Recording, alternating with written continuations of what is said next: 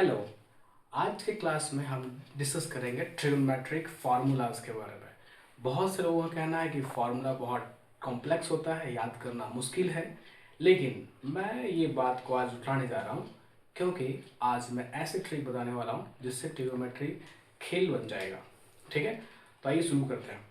हमारे पास फार्मूला को याद रखने के लिए मैं एक ऐसा हेक्सागोन लूँगा जिसके इस पॉइंट पे, ये पॉइंट का जो अरेंजमेंट है ये थोड़ा सा इम्पॉर्टेंट है क्योंकि अगर हम अरेंजमेंट चेंज करेंगे तो फॉर्मूला उस अकॉर्डिंग नहीं बन पाएगा, इसीलिए इस अरेंजमेंट को याद रखना बहुत ज़रूरी है।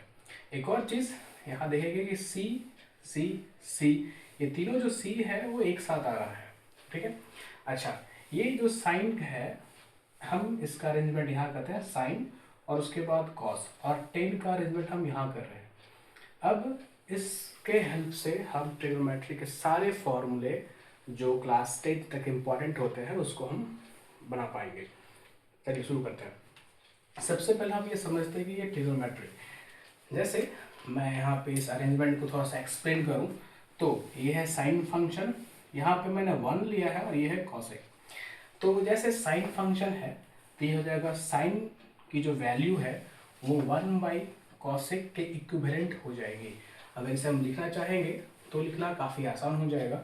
जैसे साइन थीटा है तो साइन थीटा की जो वैल्यू होगी वो 1 कॉसेक के इक्विवेलेंट होगी। So sine theta would be equal to 1 cosec theta. Same as tan theta is equal to 1 cot theta, secant theta is equal to 1 cos theta, and cosec is equal to 1 sin, cot is equal to 1 tan, and cos is equal to 1 secant। हम इसे इस तरीके से लिख लेंगे, यानी यहाँ इसका अगर हम उल्टा रेसिप्रोकल ले लें तो cosec theta would be equal to 1/sin theta. अब आते हैं cos के बारे में। cos theta is equal to 1 secant theta is equal to 1 secant theta, और इसको हम इंटरचेंज करें तो we have secant theta is equal to 1 cos theta. Tan theta को लेते हैं, tan theta is equal to 1 cot theta, 1 cot theta. इसका हम अगर ट्रांसपोजिशन करेंगे तो cot theta is equal to 1 tan theta. तो हमारे पास ये जो बेसिक फॉर्मूला है वो सामने आ गया है। हम इसका पहला स्टेप हमारा कंप्लीट हो गया। सेकंड स्टेप पे आते हैं कि इसमें और क्या क्या फॉर्मूला हम लोग डेवलप कर सकते हैं। तो एक चीज़ यहाँ पे सर टेन है, तो टेन थीटा जो है, मैं सेकंड फार्मूला की ओर जा रहा हूँ, tan theta would be equal to, यहाँ से जो आने वाले करस्पॉन्डिंग जो फंक्शंस होंगे उनका हम रेशियो लेंगे।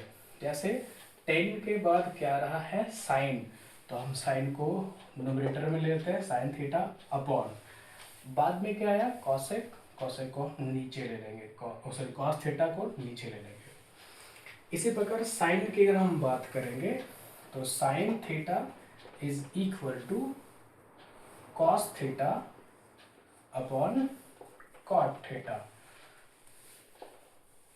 ऐसे हमारे पास हो जाएगा। अब हम cos की बात करेंगे तो cos theta would be equal to 1 cot theta upon cosec theta। Okay, अब आगे बढ़ते हैं, यहाँ cot की बात करते हैं तो cot theta is equal to cosec theta by secant theta. So we have cosec theta by secant theta। अच्छा, अब हम cosec की बात करेंगे तो cosec theta would be equal to secant theta upon tan theta। So we have secant theta upon tan theta, और इसके बाद हमारे पास बच जाता है सीकेट। तो सीकेट के लिए हमारे पास जो फॉर्मूला है वो क्या हो जाएगा tan theta by sine theta. So we have tan theta by sine theta. अब यहाँ से क्वेश्चन है, क्या इसको हम चेक करें कि ये सही है गलत। बहुत लोगों के दिमाग में ये बात आ रहा होगा कि सर यहाँ पे तो हम लोग cos theta by sine theta पढ़े थे, ये नया वाला कहाँ से आ गया? बस वही है, बट इसका तरीका अलग ही लिखा गया है। जैसे सीकेंड को हम क्या लिख सकते हैं, क्या कॉसेक को क्या लिख सकते हैं, 1 बाई साइन थीटा, और ये जाएगा 1 बाई कॉस थीटा। अब इसको आप क्या करेंगे, ऊपर ले जाएंगे तो cos theta by sine theta बन जाएगा, जो अगेन वही हमारे कॉट थीटा के इक्विवेलेंट होता है। वैसे ही हम इसको चाहेंगे तो इंटरचेंज करके नए नए फॉर्मूला बना सकते हैं। तो इस तरीके से हमारा जो सेकेंड स्टेप है वो कंप्लीट हो गया। अब इसके बाद हम आते हैं दूसरे वाले स्टेप्स पे। अब क्वेश्चन आपके दिमाग में आ रहा होगा कि सर हम लोग इस तरीके से जब मूव किए तो आने वाले जो टर्म है उसका हम रेशियो ले रहे थे, यानी अगर हम इस तरीके से अगर क्लॉकवाइज अगर घूम रहे थे तो रेशियो ले रहे थे। व्हाट इफ कि अगर हम एंटी क्लॉकवाइज जाएंगे तो क्या होगा?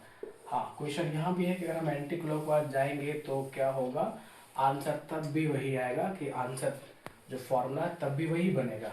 जैसे टेन की बात करते हैं, चलो देखते हैं।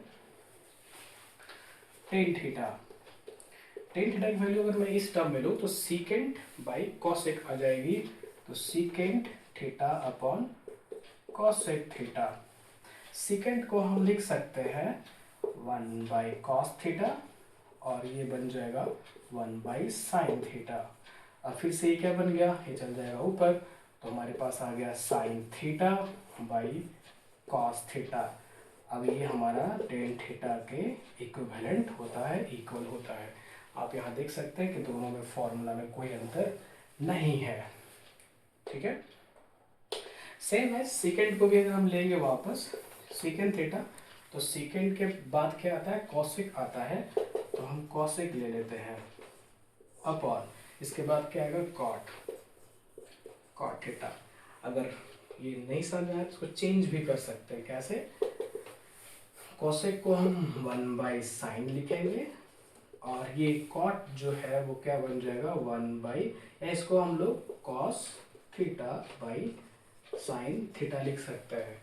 साइन को हम यहाँ से रिमूव कर लेंगे, और ये क्या बचेगा, कॉस। तो वापस क्या देगा हमारे पास 1 by cos which is cos theta which is secant theta.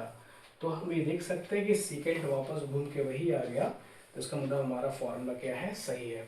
तो हम या क्लॉकवाइज जाए या फिर एंटी क्लॉकवाइज, फॉर्मूला हम तक वही घूम करके आएगा। अब मैं रैंडमली किसी को भी ले सकता हूँ, जैसे मैंने ले लिया कॉट को, तो cot theta is equal to cos theta upon sine theta. So we have cos theta upon sine theta. हम और किसी को भी रैंडमली लेके चेक कर सकते हैं।